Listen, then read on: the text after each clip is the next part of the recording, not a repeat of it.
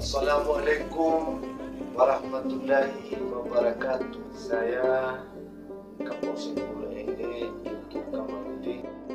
Mari kita berbagi informasi dan pengetahuan sekedar untuk diketahui terkait hadirnya Portugis di Pulau Ende. Berdasarkan data yang ditelusuri dan sumber yang bisa dipercaya serta sumber lain yakni para sesepuh yang berdomisili di Pulau Ende yang menceritakan tentang hal itu yang dijadikan legenda yang diwariskan secara turun-temurun yang menerangkan bahwa cikal bakal kehadiran Portugis di Pulau Ende adalah kepentingan strategis Pulau Ende yang cocok untuk disinggahi kapal-kapal dagang dan sebagai jalur perdagangan yang menarik perhatian kolonialisme Inggris dan Belanda serta keinginan untuk mengimbangi pengaruh dan persaingan dengan kekuatan Islam yang sudah ada terlebih dahulu di wilayah tersebut. Kehadiran Portugis di Pulau Ende berkaitan dengan upaya untuk menyebarkan agama Katolik dan menguasai perdagangan rempah-rempah. Portugis pertama kali masuk di Pulau Ende pada pertengahan abad ke-16 sekitar tahun 1561. Berselang tidak lama kemudian, seorang berkebangsaan Portugis bernama Luis Fernando yang merancang membangun benteng pertahanan yang diberi nama Fortaleza do Endemino yang terletak di Dusun Kemo, Desa Paderape yang dulunya sebelum pemekaran dan sekarang terletak di Dusun Tanjung, Desa Rendoraderua, Kecamatan Pulau Ende.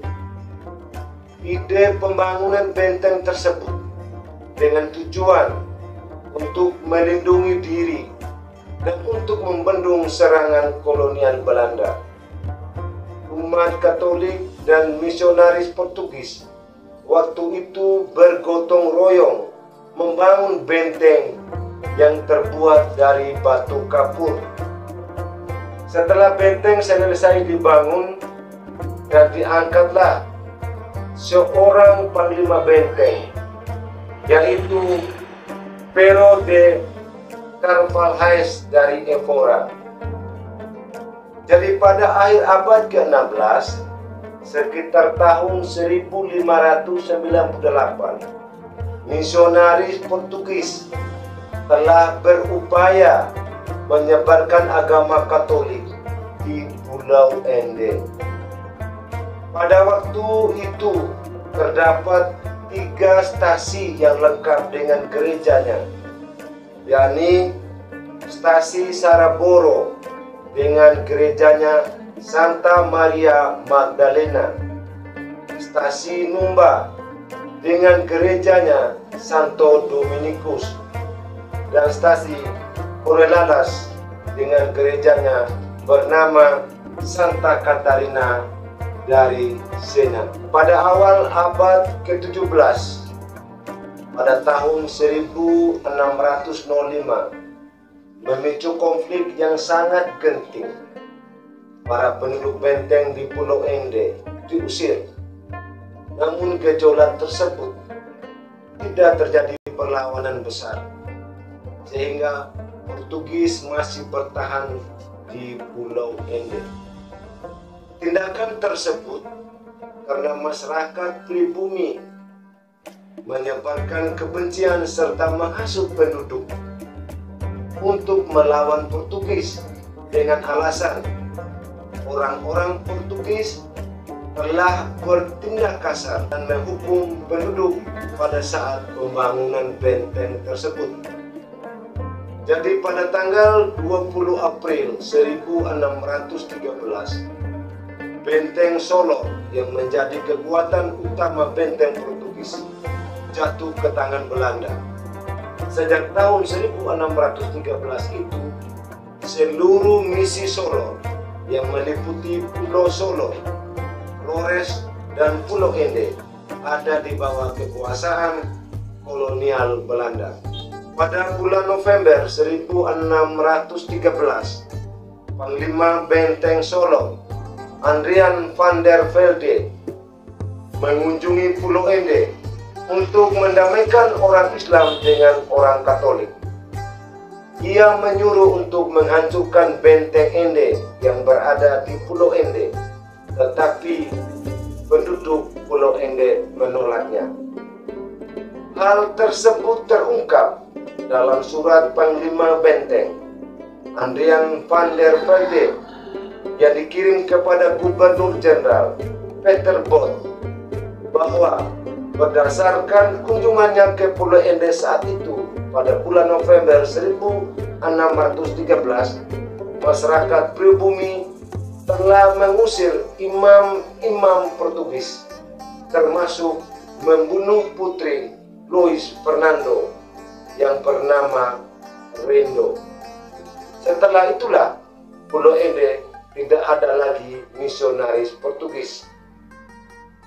Selanjutnya, bahwa rentetan peristiwa dan gejolak sosial dari awal abad ke-17 pada tahun 1605 yang memicu konflik yang sangat genting dengan umat Katolik dan misionaris, dan akhirnya pada tahun 1620 terjadi perlawanan umat Katolik dan misionaris dengan penduduk lokal secara gerilya dan bertahap.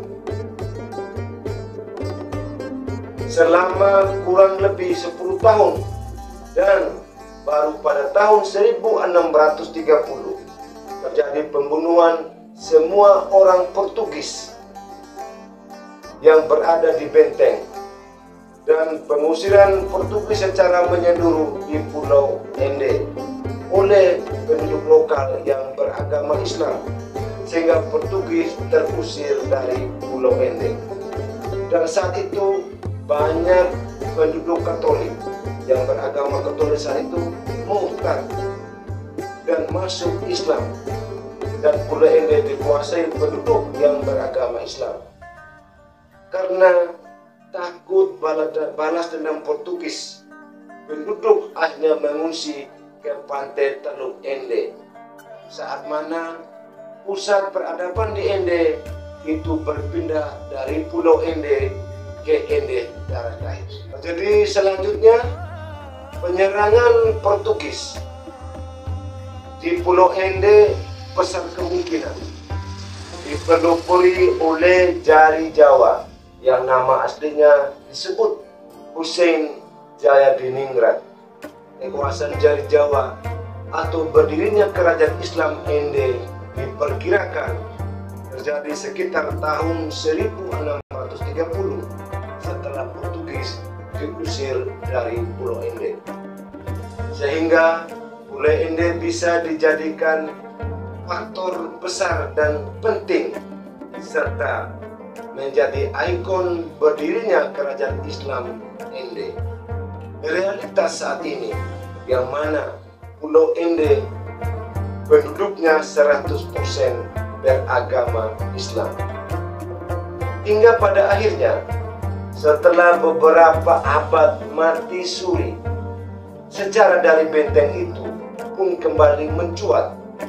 Presiden pertama Republik Indonesia, Bapak Soekarno, saat diasingkan pada tahun 1934 sampai 1938 oleh kolonial Belanda ke Ende, sempat menulis sebuah naskah drama untuk memisahkan keindahan Pulau Ende dan Kelimutu.